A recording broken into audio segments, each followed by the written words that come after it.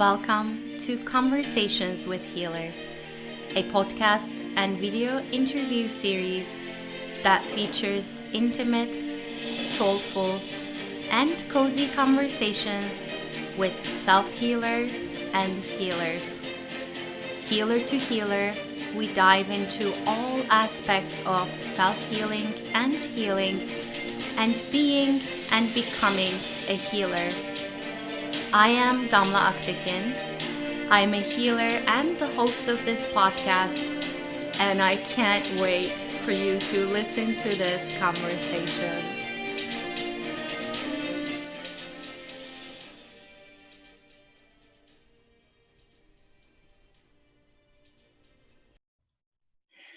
Hello, everyone. This is Damla Aktekin with A Drop of Om. And I have here with me today, Kristin Thomas. And I want to say this right, who you are a holistic health coach and a certified functional diagnostic nutrition practitioner. Yes. Did I do good?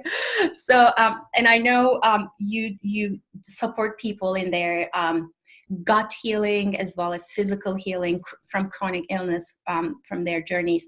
But I want to hear you have a pretty impressive journey of self-healing. So tell us about that. Sure. Yeah. So my whole health journey has led me to where I am today, where I help people just like me who feel very trapped in their bodies by their symptoms or their health condition, figure out what the root causes of why they don't feel so well and implement natural ways to begin to heal their bodies and feel more at home in their bodies. And I got into this because I was sick for about 10 years with digestive health issues, anxiety and depression, and severe hormone imbalance, starting at about age 15. So my whole health journey is kind of summed up by severe autoimmunity, lots and lots of inflammation, food intolerances, to the point where I was in the conventional medicine world at the time, and on different medications, getting different procedures done. And my doctor said that my body had stopped responding to everything. And the last result we were looking at was surgery to actually remove part of my intestines. And I was, I think, 21 years old at the time, and it just did not feel right to me and my body that was the right approach for me. So it was at that moment that a light bulb sort of went off in me that this didn't have to be the way for me and that there was another way. I had no idea what that would be, but I just knew deep inside that there was something. And so I politely declined that option, just having a very deep trusting that there was something else out there for me. And then I embarked on my own healing journey using food and herbs and a lot of lifestyle and mind-body techniques to get me to the point today where I don't have ulcerative colitis anymore. I don't suffer from anxiety and depression, and I feel back to a normal person. And honestly, I feel better than I did even when I didn't have all of these illnesses. So that's beautiful. What you're describing is like, it sounds to me almost like you came to a crossroad of like you were either going to go a certain route or you were going to decide to take things differently. Mm-hmm. So I'm curious about like, what were you doing at the time, and like, how did you figure out what to do? Were there people helping you, or were you researching things? What was happening at that moment? Yeah, a mix of a lot of it. So at the time that I decided to not go the medical route anymore, I started to see an acupuncturist, and I think I had come across acupuncture as an option, more so for handling anxiety, because my anxiety was just skyrocketing with the unknown of what was going on and feeling so stressed about my condition getting worse and worse. So I went to see an acupuncturist, and she really, I really have her to thank for so much of kickstarting my health journey and my awakening, because she helped me understand that my adrenal glands were really tanked, which is why my energy was so low and my mood was really crappy. And she also helped me understand, how I could begin to use food to help myself. And she really gave me some good pointers that got me started. And I felt like with some of those tidbits of information that she started to give me, I was able to then find practitioners who could really help me to dive into that more, to work on healing my gut more naturally, heal my hormones and adrenal glands more naturally. And I did so much research on my own about food and really got into like the paleo movement and just eating clean, healthy, organic foods. And so it was kind of at that point where my eyes just were open to this whole new avenue of options that were out there for me. And I sort of just flowed with it and went from, one thing to another and began to pull together the pieces of what ultimately was going to get me to exactly where I wanted to be with my health. And how did that translate into what you're doing right now? Because you are now helping other people do sort of what you've done, right? Mm-hmm. And you're taking advantage of all that you learned. So was there a decision point, or was it more like gradually you realized this is something you want to help people with? What was that journey like? Yeah, so I kind of got into it step by step. Like once I started to really get into the paleo diet and see how great I felt, and by that I mean within 2 weeks of changing my diet, all of the symptoms that I had been dealing with for years were gone. So like that in and of itself was a massive change for me and really kind of kickstarted a lot of things.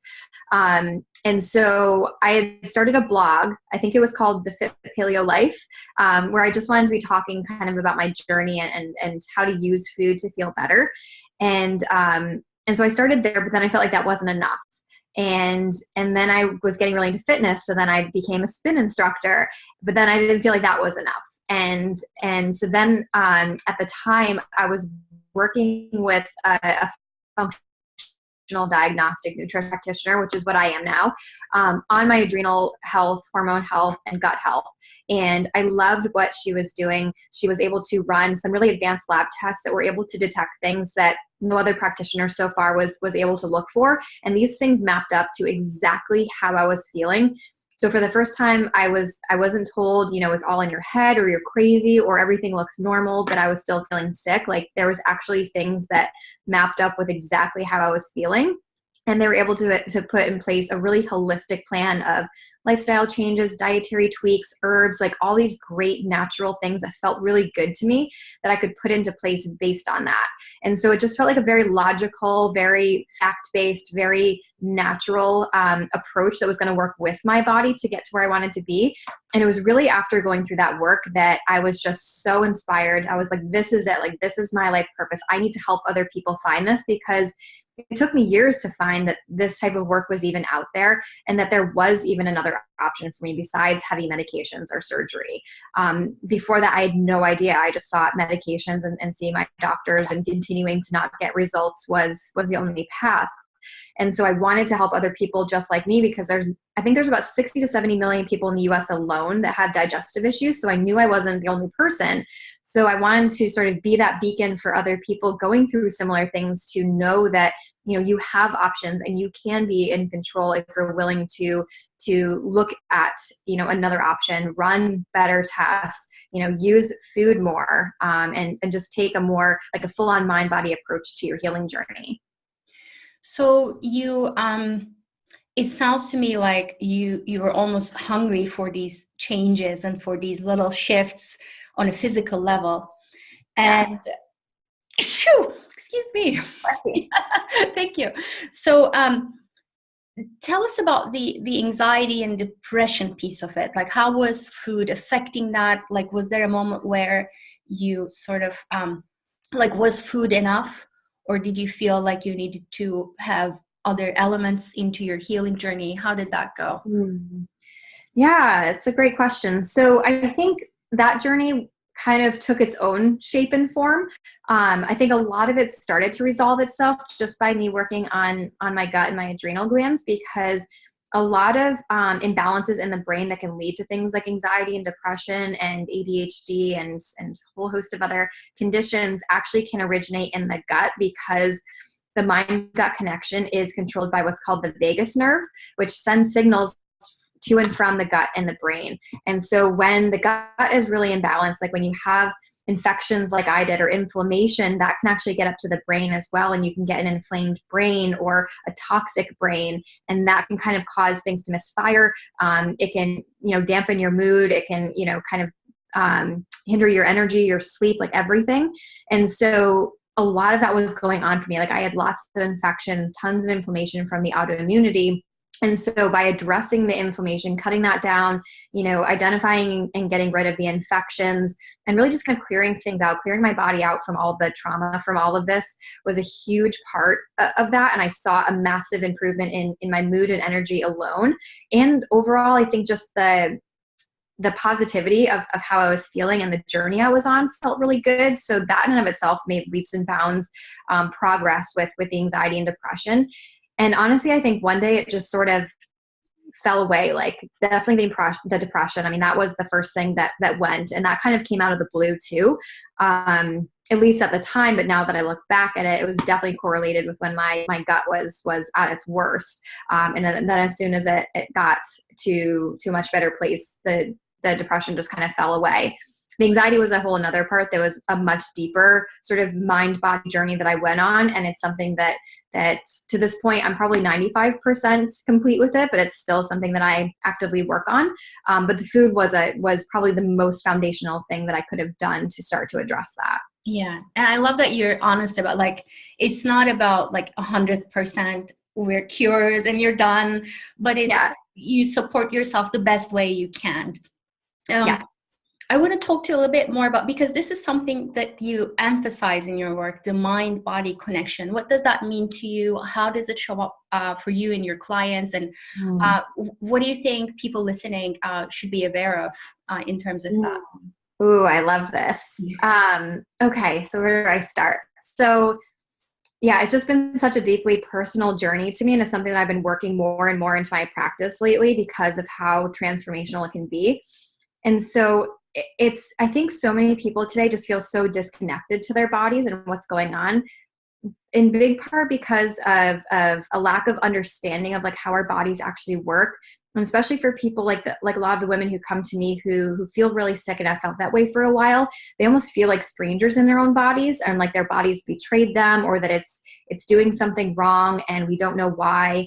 And so it can kind of feel like you begin to separate your identity with your body. And that can be kind of a really scary place to be in. And that's exactly where I was in. And so what I view and when I think about the mind-body connection is really coming back home to your body and starting to love your body again, even if it's not perfect, because there isn't such thing as perfect health. Like you maintain and manage good health, but there's always, things that you can be working on. And so it's about appreciating like where you are and having gratitude for everything that your body's doing right, because it's not always doing everything wrong. There's a lot of things that are still going right. And so it's recognizing that there's so much going on that your body's doing that you don't even think about, like pumping blood and breathing and cell regeneration, like so many things that are happening. And so just really, really appreciating your body and knowing that it's healing, and that the more that you can do to promote that healing, the better you're going to feel. And so the biggest thing that I start to teach my clients is really starting to tap into the signals that your body's sending you as you begin to get into that mind-body journey yourselves. And what that means is like understanding, how your body feels when you eat different foods, for example. So when you eat a piece of kale, does your stomach churn and feel really kind of crummy? Or do you get lots of energy and you feel really great and kind of refreshed? So things like that, like just understanding how you interact with different foods is a big part, but also, do different people in your life drain you, or do different circumstances in your event give you migraines, or, what else is your body telling you based on what's going on in your life or what you're putting in your body, and really tapping into that and listening to it and knowing that your body's telling you something for a reason. And when you can listen to that, you can really work with your body in fine-tuning your diet, fine-tuning your lifestyle, fine-tuning who you surround yourself with. And it really can kind of blossom out into a beautiful journey once you get into that rhythm of doing that. Yeah, I love that. I love the piece about, it's we're not looking for perfection again, like we are looking for some sort of balance and supporting ourselves as best we can. So in the sense that, I mean, in yourself and in the people you work with, do you ever run into any sort of resistance or difficulty in taking these steps, these positive steps? And I want to hear your take on what's between us and healing. What's between us and healing? I think having trust that there is an option out there for you, and that there is a future that can look as good as you want it to. I was talking to a woman who wanted to work with me yesterday, and she was having a really hard time visualizing that there was any other option out there for her, because she felt like she had tried everything. And she was really resistant to another option because she just couldn't even visualize it being there. And so what I encourage people is that, like, this type of journey, the type of journey I went on and the type that I guide people through, is something that you can't possibly like fully visualize before you get into it, because it just unfolds as you go along and as your body speaks to you and as it changes and improves, just like mine did. I couldn't have predicted how fast I healed or where I would be today. If you told me 6-7 years ago that I would be doing what I'm doing today, I don't know if I would have believed you, because there was just no way I could have predicted that. And so it's all about kind of trusting the process and trusting that if you feel called to this type of work, that it's probably for a reason. And finding the right practitioner to guide you along that is also super important. Someone who has been there before and who really can support you with the things that you're looking to address. So that's a big element of the trust as well. But it's really just being able to know that you might only need to know the next couple of steps, not the whole journey, and that's okay, because the body is so complex and is beautiful in what it does, and so things can evolve in your own health journey. Yeah, so I love that the piece you're mentioning, the trust piece, and then the safety, like who you feel safe with. And I can tell from experience, because you and I found each other online, and then I worked with you for a little bit, you worked with me for a little bit, that my experience working with you has been that I could feel that you really care, that you were there. And the other thing for me that was really nourishing was, like, you weren't giving me 10 million options. You were like, yeah, to the point, like 2 or 3 things that I could potentially add to my life, which is something I feel like that's important for people to hear. So tell us about the working with other healers, because I know you're someone who is vastly open to self healing and supporting yourself in your journey. So when do you go see other healers, or when do you tell your clients to go see other healers? Yeah. So I think it's a very individualized thing in terms of like what other levels of healing might be right for somebody. I'm always like, I'm very much open to like trying anything for myself. I kind of consider myself like a guinea pig for my own healing journey and for my clients. Like, I love to try new things, whether it's acupuncture or Chinese medicine, or something recent I've been into is network chiropractic.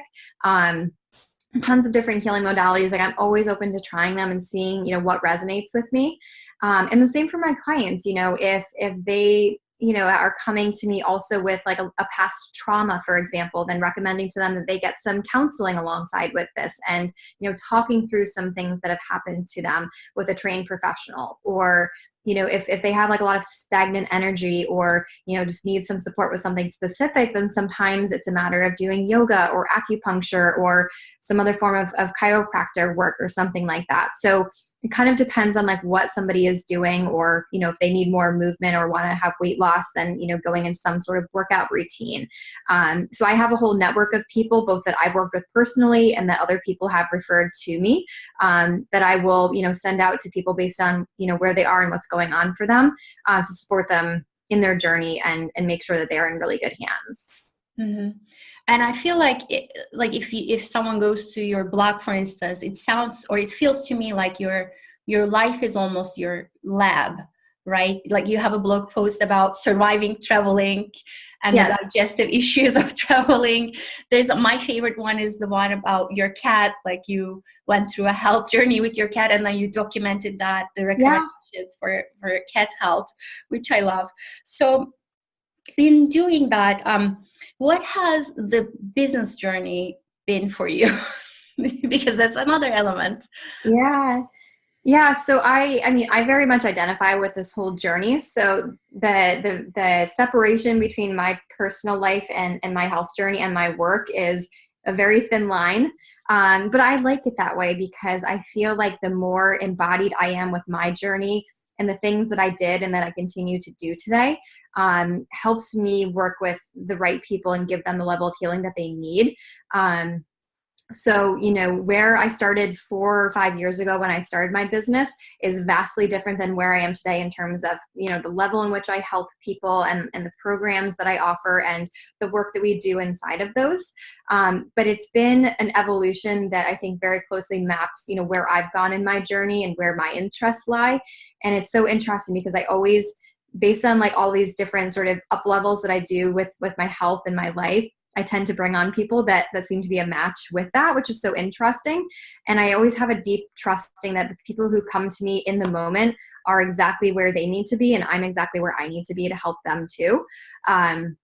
And so that's been just a really trusting process, because I think a lot of practitioners get sort of caught up in, they need to know all the things in order to help all the people, but that's just not the way that it works.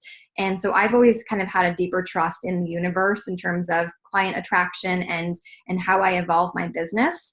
But I'm at a point today where I work with people both privately in one-on-one coaching and in group programs based on the level of support that they need. And, we run different lab tests and work on, different elements of their diet or their lifestyle. But really the biggest element that I've been weaving in lately is the mind-body connection and even spirituality and energy, and just really kind of getting into that element and understanding that that's such a big part of what's going on for them, and that it's not necessarily just a physical or chemical imbalance in the body. It's oftentimes much deeper than that, and helping them to recognize that. And then based on if that's something that I can wholly help them out with, I'll let them know. Or if they need to work with a team of other people, I'll help them kind of pull together that team. Mm-hmm. I love that piece about your energy matching the client's energy, and you, for all of us healers, we get what we need. Mm-hmm. It goes both ways, right? So I want to ask you about the business piece too, for healers or people who are sort of embarking into a journey for healers. But let's start with the self-healing piece.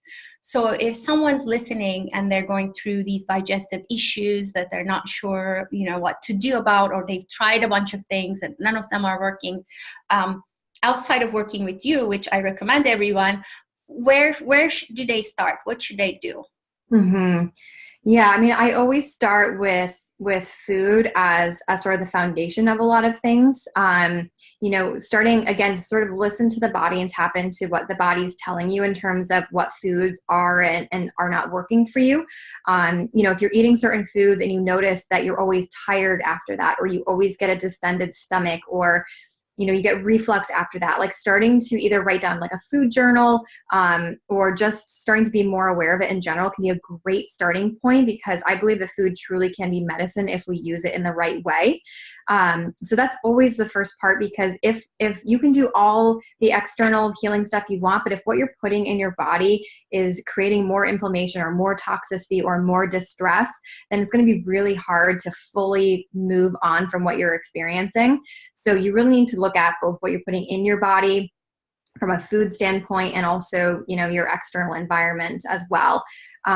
So that's really the first place. And then, from there, based on what's going on, just again, kind of tapping into your body, seeing what feels interesting. Do you feel like you need to kind of talk out some traumas with somebody, or do you feel like you need some energy work or some acupuncture, or you don't know where to start and you're just going to contact somebody and get their advice, just taking a leap of faith and a trust in somebody that you feel called to get that support if you're not sure, can be really great, whether it's one of us or somebody else. But doing it alone, like I'll say, having done it alone myself for many years was really overwhelming and scary. Because I was trying to piece together all the parts, but the food part was the biggest thing. And I feel like I nailed that on my own. And that was a really foundational part. And I don't think I'd be where I am today if I hadn't done that so early on in my journey. So that's always where I start with people. Yeah. And I know this is a probably unique questions in the sense that it changes for everyone. But can you give us some guidelines around the food piece, like what to avoid, other than watching the system, obviously? But if you're having trouble with that, like, are there 2 or 3 things that we should avoid for sure?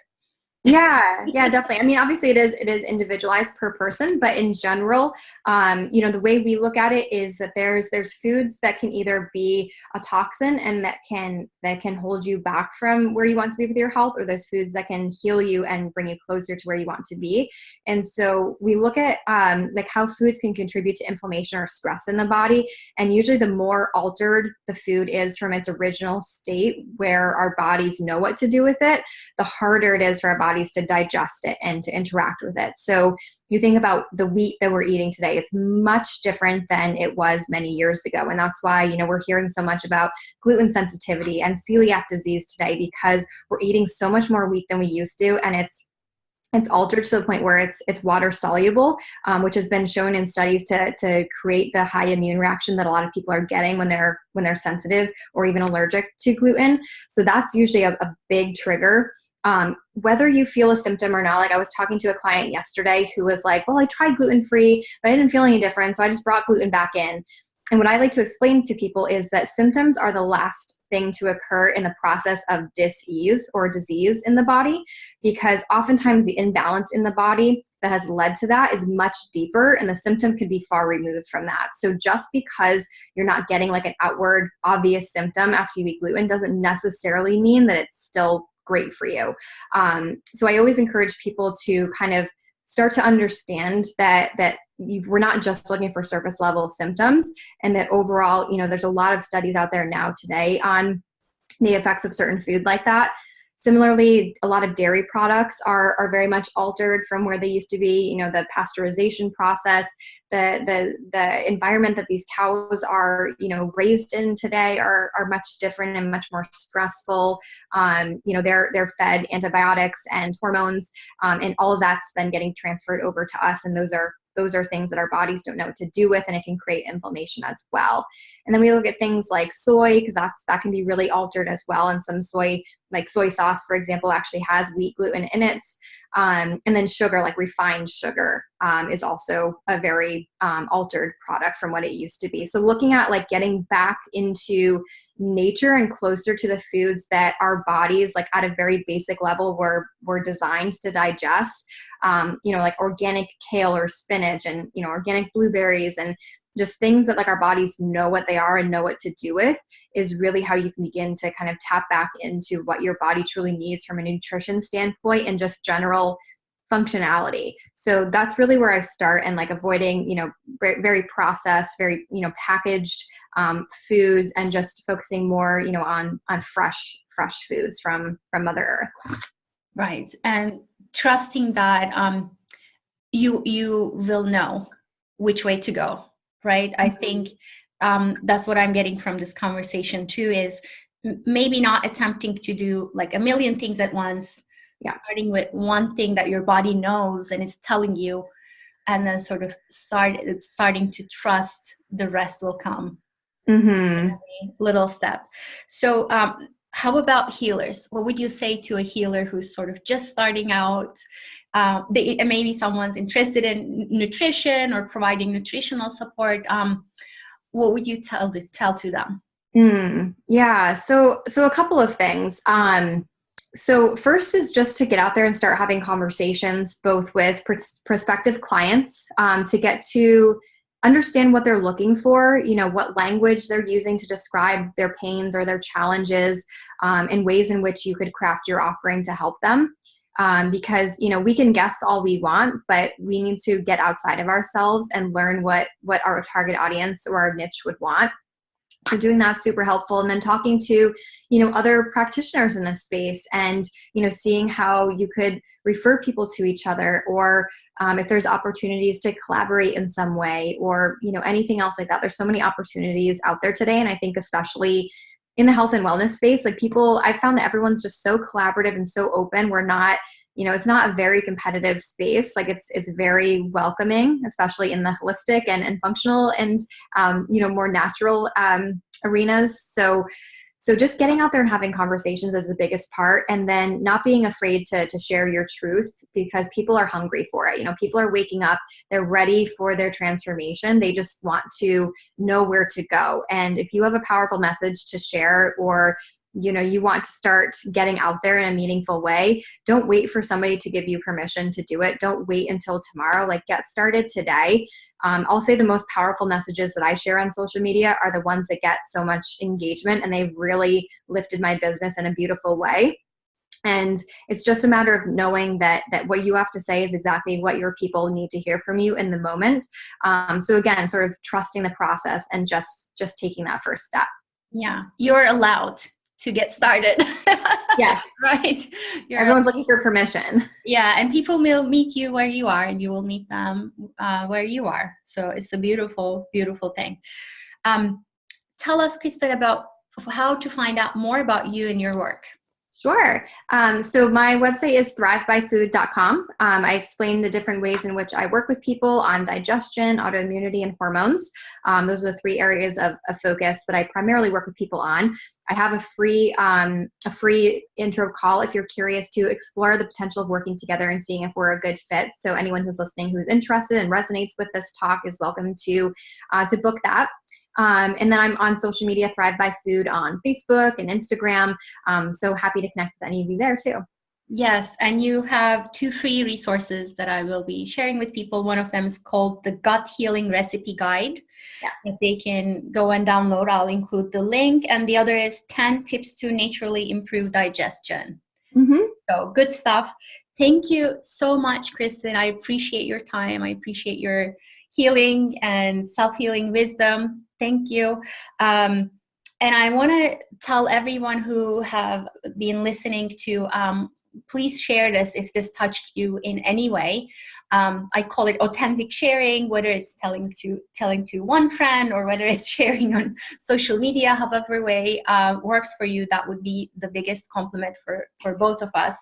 And then I also want to point you to my website at dropofom.com, where I am sharing a free resource called 12 questions to determine your energetic wounds. And it's all about realizing where life may have left remnants of trauma in you. And knowing that is the first step in beginning to heal that. So you can go to adropofom.com to download that, and I'll have a link for that too. And thank you so, so much. Thank you, Kristin. Thank you so much for having me.